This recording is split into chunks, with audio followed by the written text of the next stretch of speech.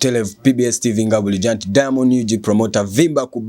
kubala lero nvimbeko n'abakulu anti ndoza bagenda kweyogerako bigambo bitono nnyo ndoza basoke n'amannya gaabwe then tugende mu maaso.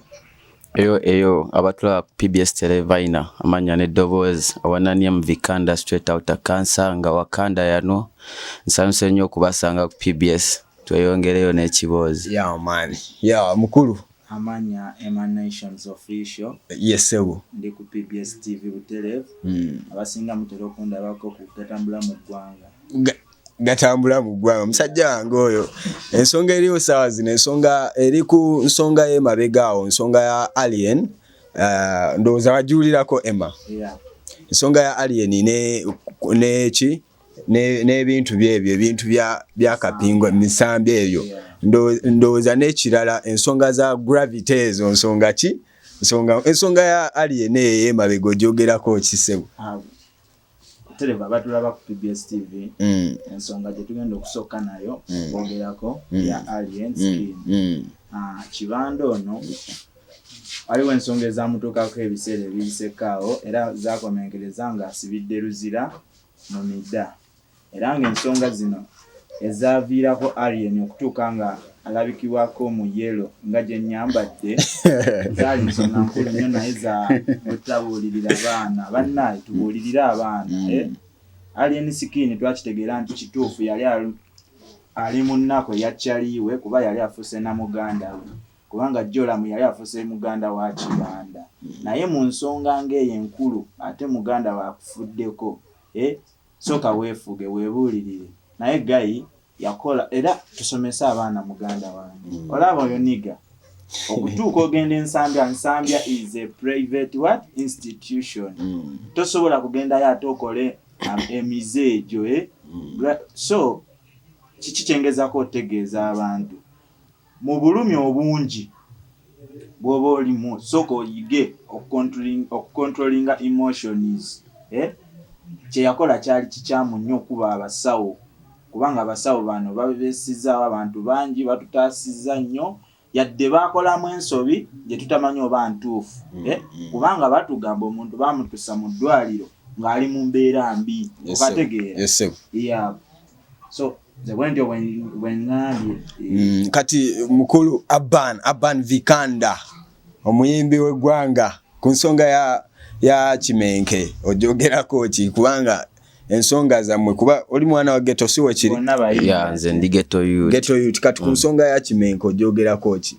Ensonga ya Kimenke sijagamba nti kino nakiri nga omanya abaana b'e Gaza fa amateeka gaffe gabeerawa. Oli we Gaza? Amateeka gaffe gabeera wano. Kati so bw'aba anyizeemu nawe abayuti ggwanga ddala baba bagukola ki omusango bagusalirawo mu kooti yaabwe wadde yanyiiga si kirungi okuba abasawo sijja kiwagira naye kyababanja lipooti kati daya nafiiriddwa omuntu wange mulese mu hospital omuntu wange samuleseeko kaati ezisinga kate nensanga nga alina kaati nnyingi namulese omuntu tannazikira mu few hours ne mungamba mumutadde mu kasenga ate nakomawo nga mungamba yazikidde ate ne babanja lipooti ne mulaga nti temukola ki temugiina. Twalabaawo ku nsonga ya Palaso was the first person to comment Emma ojogerako kyeyo comment ya Palaso kuba we tudda ku biri ebyemabega ne Palaso ne Alien ebyaleeta Alien baluyirwa Palaso batunda Alien neda si luyirwa Palaso Kimenke omulabo oyo Kimenke alina ennyimba ze ffe kwe twamumanyira bayitaye nga sageyo tenabaawo okwekuba ne Palaso Kimenke alina oluyimba lw'emboozi y'enkoola kansubire mugimanyi twaze kuzina naye era tonkaka kati ffe twali twamuwulira dda nga tannalwana na Palaso wabula kyenyinza ogamba Palaso kuba Kimenke ate Palaso yeeyongerako eddaala Kimenke teyeeyongerako ddaala. Submission yange ku nsonga eyo Palaso tumanyi bulungi nti balina obutakkaanya ne Alien before naye kino bwe kyaggwawo bwe kyatuukawo ekya Alien okubeera nga asibiddwa e Luzira Palaso yeeyisanga obanga civilized guy kuba yasomako naye ate Kibanda mumulaba nga bwe yavaayo ate ye yazole ya buzole so Kibanda alina okwetereeza tumuwe example ya munaffe mu Jamaica bamuyitani Vibes Cartel. Kuba bonna bava mu ghetto si wekiri. Vibes we yava mu ki? Yasima buli yamuberera wekiri. Ate Kibanda Alien we yavayo ye yabayisa mu gali n'abagamba mumbereddewo mumanyi mutyo bana gukola omusango. Zikanda kandi banga bano abayimbe kandi banga kabadi kaabwe kubanga wongamba nti Palaso yakola ki? Yayitawo Alien Skin nakola ki? Kati gwe kabadi chiko wetegekedde akabadi oba nza akabadi kona tana akajandi ready nako oba kubagana na mute yonna akabadi nze wendi nenga kyenyinzo gamba Palaso kuba Alien Skin sigament Alien yeyongera ko ready Alien yali azimbye kali yeyiye ate ne Palaso ready nga munene kati asao siraba ongeri Alien wekyamongera ko dala mwaka akavuvungano mama fango ni mwamulaba just wakuba nti hype ate yeyongera munyo hype yeyongera munyo bangu gambi nti Palaso yali promoter wa Alien Skin mu kaseera ako kubanga tumulaba nti yakuba ne Freedom City muna kusatu oluvanyuma olw'okukubwa empiira kakati kankugambe muganda wange goloza lwaki Lugogo yagana ate Freedom City nekwata ate ng'oli munene already oli yorede munene siwe kiri Lugogo ya floating muganda wange nalaba nga bategesaawo show after eyo saga ya Palaso bategeka yawo show ya Alien okuzimbira mama gude nyumba tulabanga yali ya gudo webale tulabanga yali kyovanku gambye nti Palaso yakola kinene nnyo era addeyo bamukuba empyenda obusungu nga bungi daya sebo ensonga eno tekyali kati ya Alien kati bakyamukuba mpi kati bamukuba batuni obusungu nga bungi kukimenke kiti level MP yavaawo kati level eriwo yachi ya batuni ate era nga omanyi Fangon Boss yabagamba nti akabonero kabakaki kalaba kati so tewali agenda mugamba kweze ensonga teri ku Champion Gudo however Champion Gudo naye wa Fangon naye wabanga Champion Gudo teyafuna abantu kiri up to jali nenga Alien yabafuna kati so Champion Gudo niwe yandibadde nga takoze oba akoze ali maina muzine ensonga tuze ku nsonga yaffe ya Gravity ne Lily Puzzle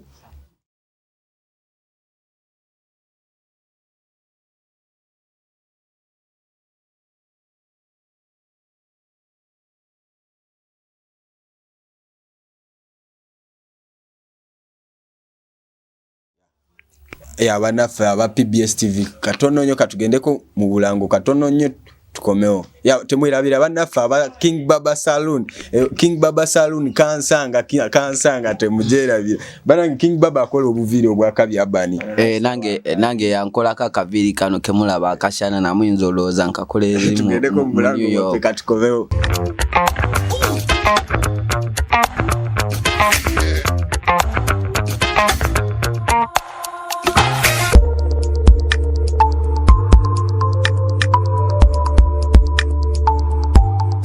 mukulikeyo mu bulango bw'abakama bafenga buli janti ndina abakulu balina ensonga zaabwe waliwo ensonga ezitambula mu ggwanga mu music industry tulina ensonga za omunyo weggulu by the way dayanze kigambo ekyo muniongo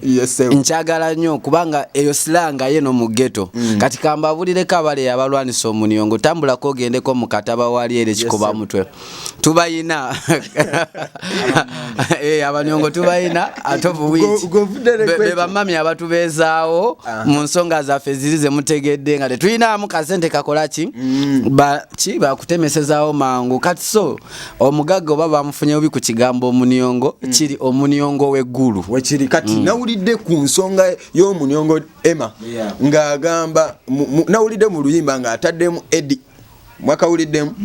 Eddie kiyabadde ategeeza kyawo nawulidde Eddie simanya ate eggulu okitegera bagezaako okuba eri oba kiki kiri bwe kiti ensi eno abakulu batandise otubuzaabuza bangamba nti omuniongo yensonga yebalina okukolako mu kaseera kano okitegeera Gravity yayimbye omuniongo era nakugamba omuniongo weggulu ekitegeeza omuniongo abakulu boye baviiriddeyo bo edit eri egamba oli munyo anti kati baba kulu kye batanategeera naye basooka oluyimba baluweki amatu nti lugwayo omunyongo w'eggulu tujja kugamba nti omukyoli w'eggulu oba omulugwala w'eggulu feno nga mu diti eno mu Gaza tuze eno tumanyi omusajja waffe aliwa ali eyo eggulu mubamanyi abasajja baffe abali eggulu kati awo wetujja ne katuuzaabuza oba yensonga eyaleetedde muganda waffe Gravity nedda kiri bwe kiti kati bano abeefuula ab'amasuuti abo abasajja b'amasuuti abo obuzibu bwabwe buli bumu beefuula nnyo abakola abatulaba ku PBS kyemmanyi mulimu kuntegeera kyenjogerako yesebo Gravity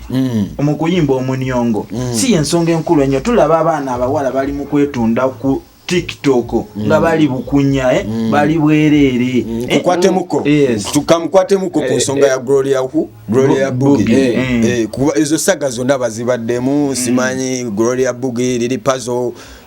n'abayimbi abalala tuze tulaba Ziza Bafana one day yayimba ekiyimba government n'ekikola ki yayimba n'embuzi wezikaaba video ne bagijjayo ate wetudda ne mu kintu ekirala ennyimba za Ziza Bafana zigenda faanana n'ezaani zifaananamu ezaani eza mukama waffe Gravity kuba owulira ozimanyi embuzi biki kakati nze bwengamba ekintu kino olaba omukulu Gravity UCC yetage tule wansi eddemu ebayite ne lunabe omusajja nze wenvidde wano ku TikTok yange kambagamba amazima omusajja alajanye kati ate okwogera n'obulungi kati guvuddewo kati gwagenda tandika tulabe ng'ebigambo biyisiŋŋanya ekitali kirungi kubanga yo omuntu akugambye amaze emyaka nga 17 tafuna mmere omuntu atuuse nga bamuyita ku zi shows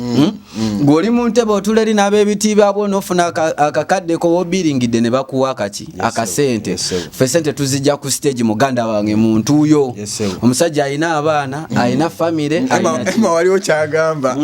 ku nsonga eyo bannaye UNCC eringa erimu ekyekubira twalaba bwe tu following a music industry wa Uganda Mr. President w'abayimbi Eddie Kenzo Elisa Musuza alina akayimba ke bayita Sumbusa soke mumbulire Sumbusa kitegeeza ki naye nga ye tebamuyimiriza Sumbusa tusiba tulya tondopeka tusiba kulya Sumbusa nayo je kati tulina okubeera creative naye banno bagezaako okuwagala ngambira nti ab'ebitiibwa balabika bakutte ebitabo ne biba confusingira ddala andi kati bagenda kuwonona music kubanga eno art industry naye ate omuntu wavayo n'ayimba ensujju n'agamba nti gana amazina bagayita ki enkudi kati gwe enkudi bwe bagambye nti amazina ga nkudi gw'okuba kifaananyi kimu nkudi ogambye nti oyonoona omwana omugambye amazina bagayita nkudi bebasinze okubonoone kati govaayo te nogamba nti bagenda kwonoona abaana kitegeeza mwembu ennyini mwabakuba ebifaananyi ebyo mu bwongo ne mugamba nti kino ekifaananyi tugenda kola ki kukikubira abaana kyekyo lunabe kye yabagambye kyekyo lunabe kye yabagambye lunabe yabuuziza ekibuuzo n'abagamba enkudi ye yabayigiriza okwambula empale ku buliri bw'omusajja wano UCC oba UNCC kyegezaako okuleeta kituufu Uganda ggwanga lya mpisa ekyo kyo tetujja kigobawo era kiyinza obakwatako mu ngeri emu oba ki endala naye ate kati ate be ba mispriting ebigambo bino ennyimba zino ate bo bennyini be baagala otulowoozesa ate kiki ekirala be basinga obwononefu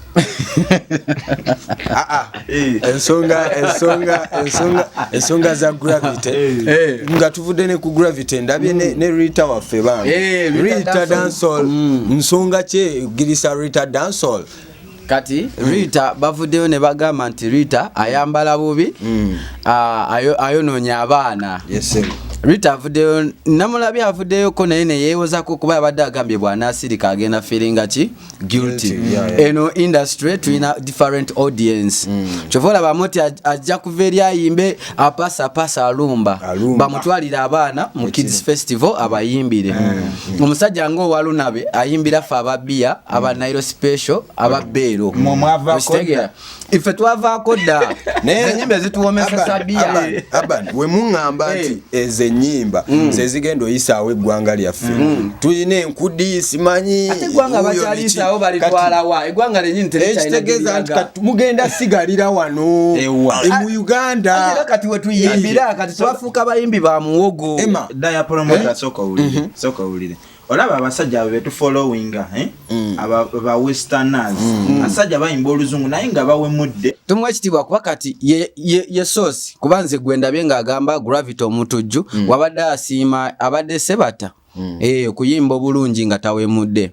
kituufu era nze sikinako obuzibu ekyo ekitibwa kyagambye naye mulimu ffe bano nonsense abatakyayagala kola ki ffe ng'obulamu tubutwala weebutyo nga tetukyali serious. By the way in Uganda if you are serious you are serious alone. Kankuyimirizemu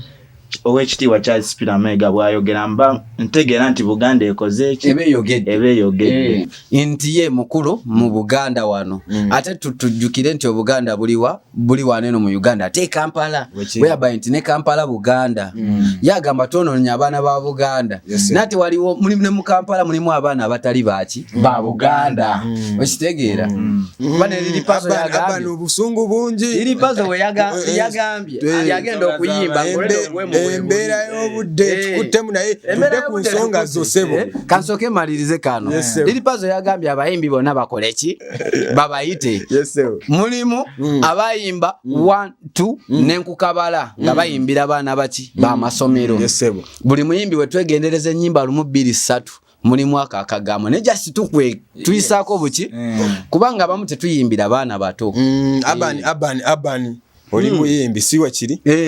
omuyimbi w'amaani era nakalaba oshoyo yawewedde badda ku slip and slide ginger era njagala okwebaza bonna babaddeyo Alpha Time Creations big up Memora Concepts be bategese slip and slide eyo naye nga yabadde kaali yo tebadde abani olina management management size no mbadde ne managinga but